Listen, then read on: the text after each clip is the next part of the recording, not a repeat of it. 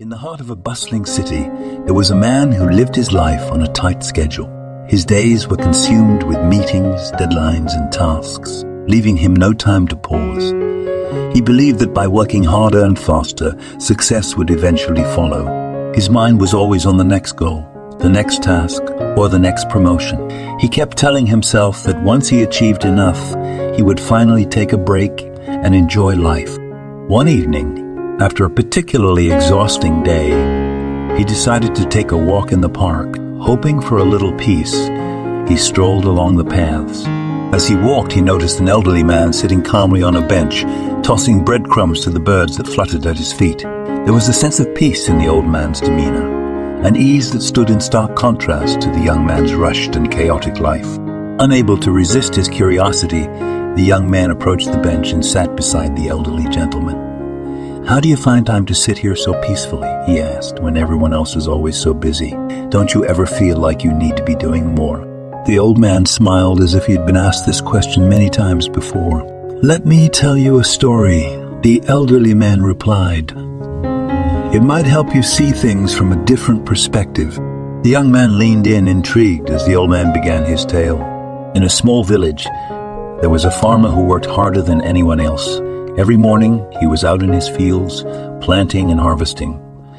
He believed that the harder he worked, the more wealth he would earn, and the more secure his future would be.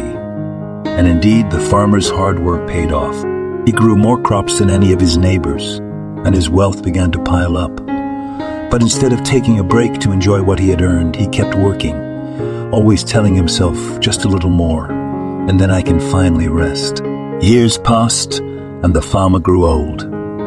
He had spent his entire life working without pause, always chasing the promise of one day.